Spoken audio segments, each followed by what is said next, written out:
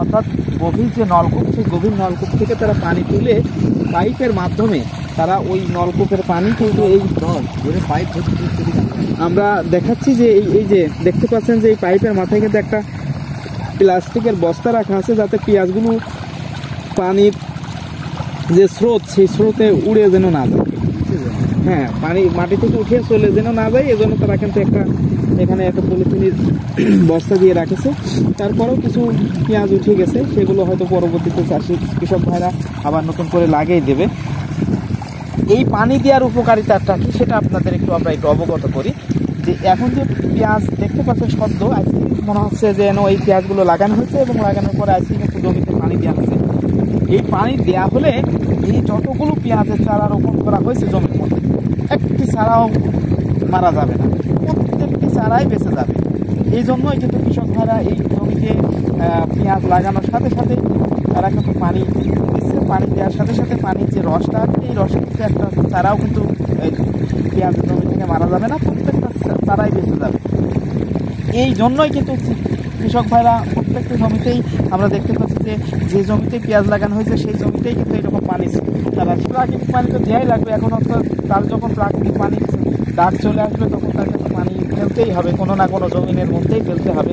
অর্থাৎ জমিনের যা কিছু আছে সবই তো প্রাকৃতিক, প্রাকৃতিক বাইরে তো কিছুই নয়। তাহলে আগান দেখি ওই সাইডে কিভাবে পেঁয়াজ রোপণ করে। হ্যাঁ, আমরা যখন তাদেরকে দেখাবো যে পেঁয়াজ কিভাবে রোপণ করে, সেটা আমরা একটু আগাচ্ছি এবং পেঁয়াজ রোপণের আমাদের সাথে আজকে আছে নতুন সদস্য শামিদ ভাই। ঘন ঘন লাগাই এই যে শামিদ ভাই, এদিকে একটু আপনার সাথে আমরা একটু সাক্ষাৎকার নিই।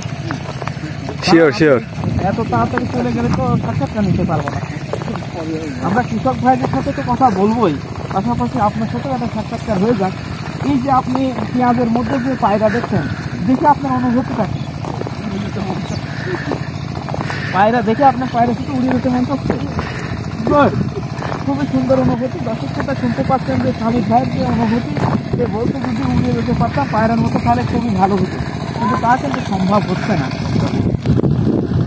আমরা দেখুন এই যে একটা জমি, এই জমির পেঁয়াজ কিন্তু বেশ কয়েকদিন আগে লাগাইছে এবং পানির সেচ দেওয়ার পরে দেখতে পাচ্ছেন যে একটা চারাও কিন্তু মারা যায়নি, প্রত্যেকটি চারাই বেঁচে আছে। আমরা সেরকম একটু দৃশ্য আপনাদের দেখাচ্ছি। এরপরে কিন্তু ওই যে আঁকড়া আছে, আঁকড়া দিয়ে কিন্তু এই জমিগুলো কৃষক ভাইরা নাড়া দিয়ে দেবে, এরপরে কিন্তু জমিটা আরও সুন্দর হয়ে যাবে। আপনারা দেখছেন যে আমরা আসলে আছি পেঁয়াজের মাঠে, যেখানে পেঁয়াজ রোপণ করা হচ্ছে চারা থেকে। আসলে একটা গাছ থেকে একটা পেঁয়াজই হবে, আর আল্লাহ চাইলে অনেকগুলো হইতে পারে। তো এখানে পেঁয়াজের মাঠে আসলে পেঁয়াজই যে অলরেডি হয়ে গেছে। মঞ্জুল ভাই দেখেন পেঁয়াজ কিন্তু হয়ে গেছে অলরেডি। হ্যাঁ, পেঁয়াজের আসলে এই যে চারা, এই চারার গোড়াইতে বেশ পেঁয়াজ একটু স্বাস্থ্যবান হয়ে গেছে। আর নতুন দেখতে পাচ্ছেন যে শিকড় ছেড়ে গেছে, এই শিকড়ের মাধ্যমে কিন্তু এই বুঝতে পারছি যে আমরা এই চারাটি কিন্তু আর মারা যাবে না, কারণ যে নতুন যে শিকড় গজাইছে, এই শিকড় দিয়ে চারাগুলো কিন্তু জমিনে কিন্তু সে বেঁচে যাবে। আমরা কিন্তু আবার তাকে সেই জায়গাতেই আবার রোপণ করে দিচ্ছি। এই যে এইভাবে আমরা রোপণ করে দিলাম জমিনের মধ্যে, এই চারাটি কিন্তু বেঁচে যাবে।